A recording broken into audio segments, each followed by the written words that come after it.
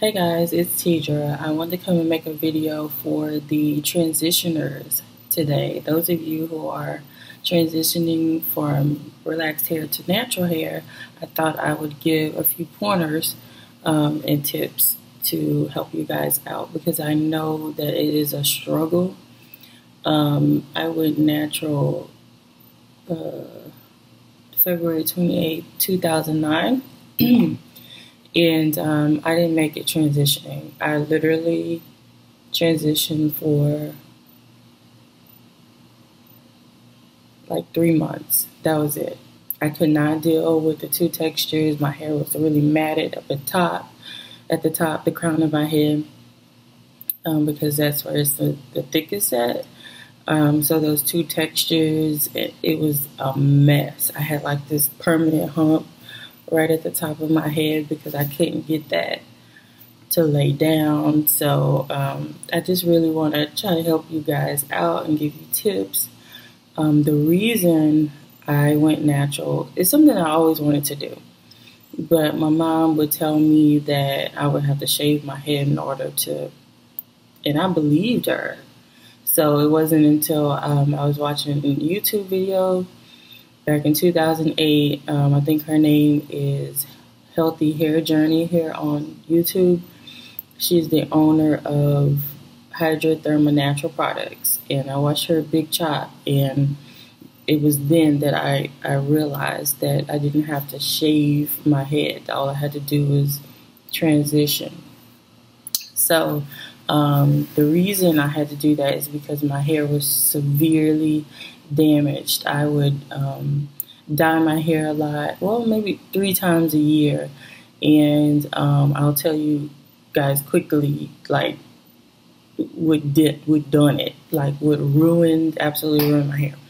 Okay, so after dyeing my hair that one last time, it was super dry. I didn't know about deep conditioning. I thought it was something that you could get done only at the salon. So I didn't know, don't laugh, I didn't know that all I had to do was go out and buy a hair mask, sit on the dryer, deep condition, right? I didn't know that. So I didn't maintain my hair very well. So it was super dry, and I was doing hot oil treatment, right?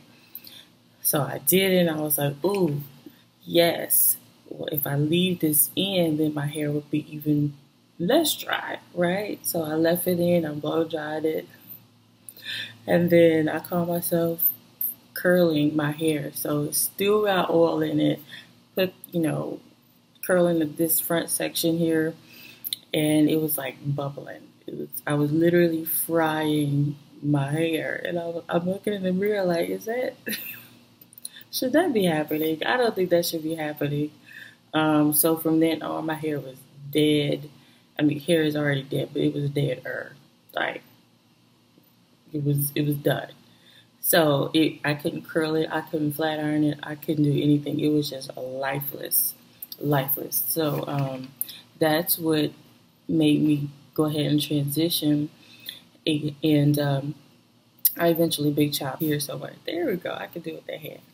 I'll put it up here somewhere if I can find a picture of right after a big chop. All right. So now these tips are in no particular order. They're just going to be super random, and I probably should have put them in better order, but I didn't. I just wrote them down. Okay, and I think I have about 10 of them. Okay, and the first one is to be patient.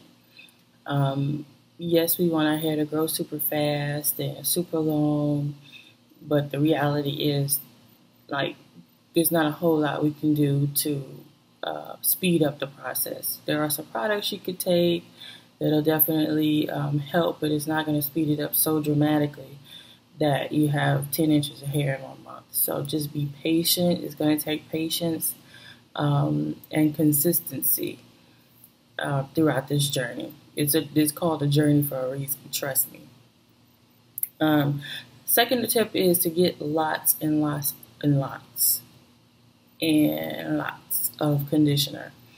You're going to need it. This is the rinse out kind and the deep condition kind. Some really good brands are cheap brands are what is it?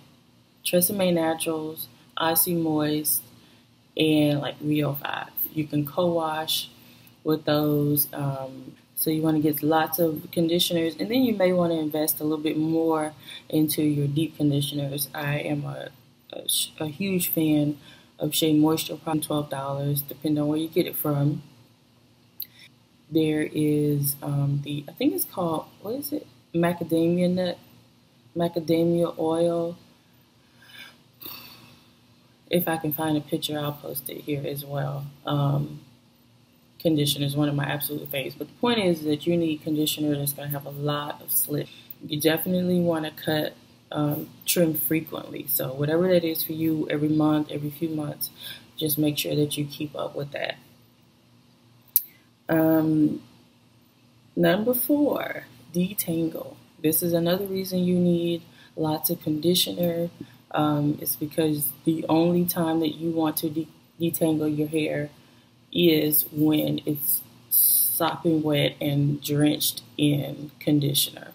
So detangling your hair without conditioner or without it being wet will be a huge mistake. Your hair at that line of demarcation where the relaxed hair and the new growth or the natural hair meets, that line is really fragile. So it's inevitable. It's going to pop and break right in the area, but to help prevent it from happening as much, you definitely want to detangle frequently to keep your hair from matting up, and you during that process want to have your hair. What is that?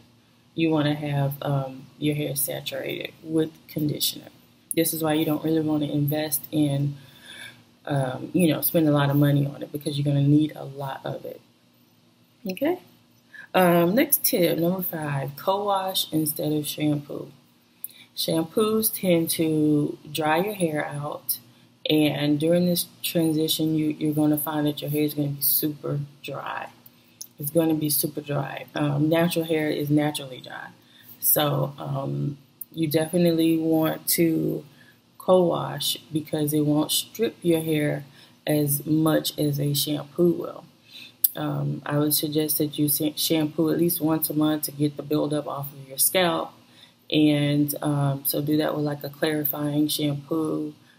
I like the Shea Moisture, the Shea Moisture. Yeah, that's like my favorite. So I use that one.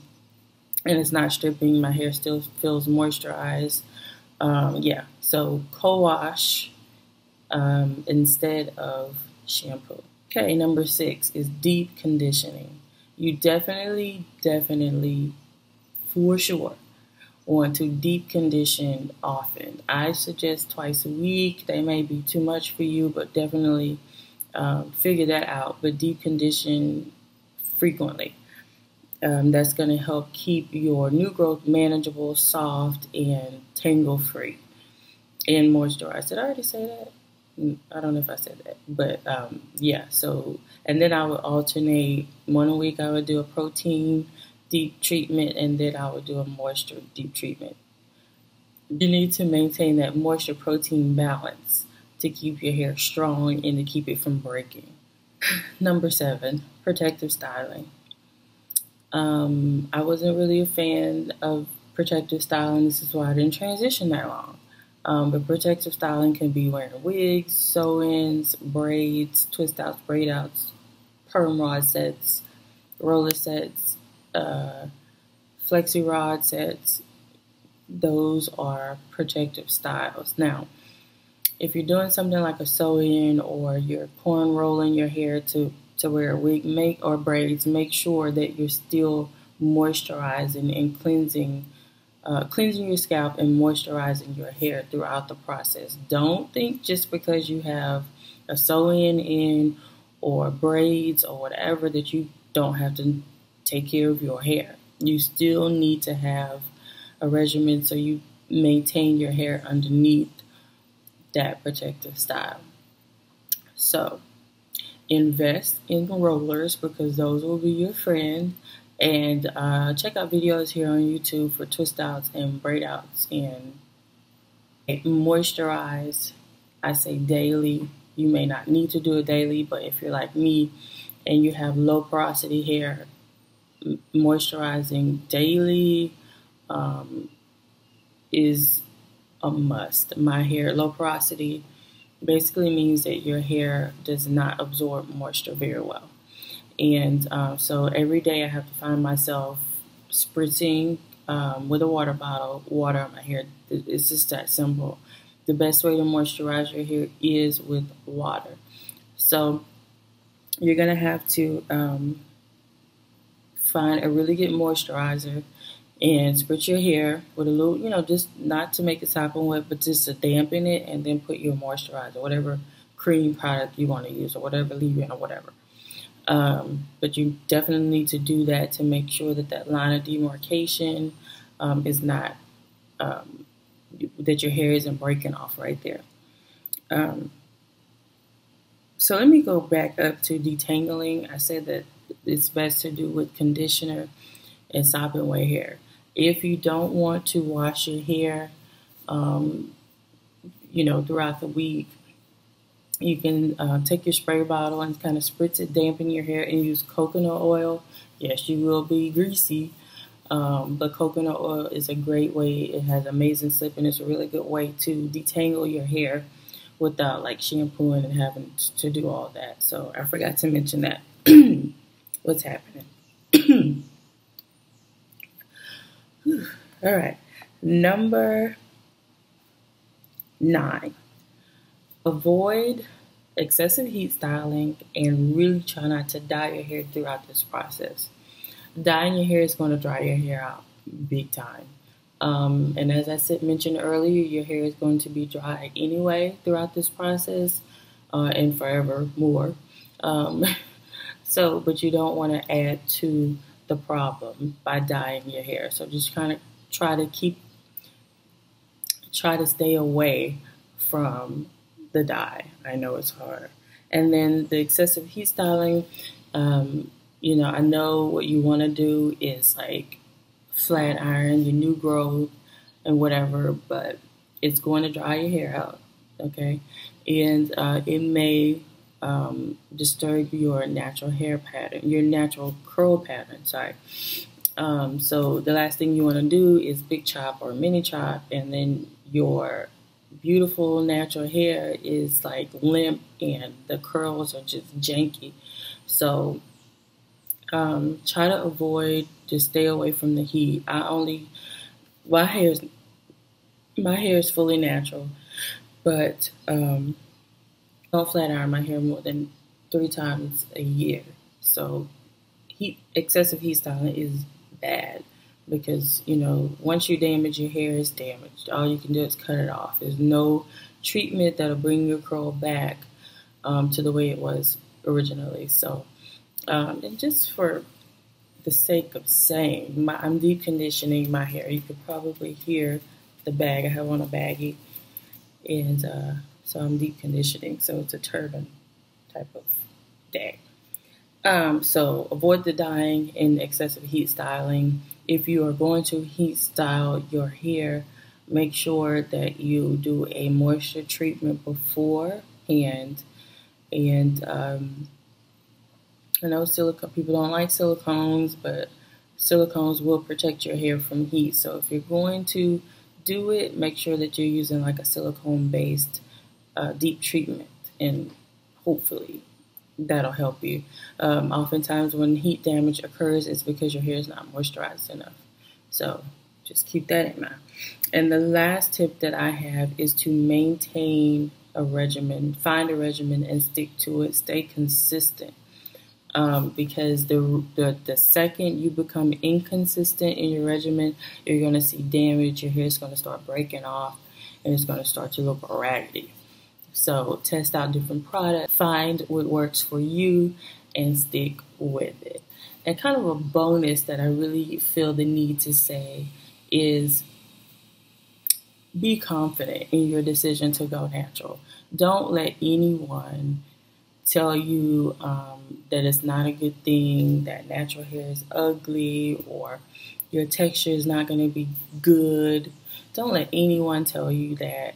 Just be confident in your decision and know that you are beautiful and your hair is beautiful. I actually really love seeing natural girls, out and about. I just feel like it's my sister right there. Unless they have really dry hair, you have to do the, give them the side eye. Just keep your hair moisturized because you make us all look bad when your hair is like super dry, and people already talk about it as it is. So just make sure that your hair is like on fleek, okay, at all times. So I hope this video helped you guys in some way. If you are watching and you have better tips or additional tips that you feel like I should have mentioned but didn't, leave them down below so everyone else can see them. Thank you all for rating, commenting, subscribing. I love you for watching.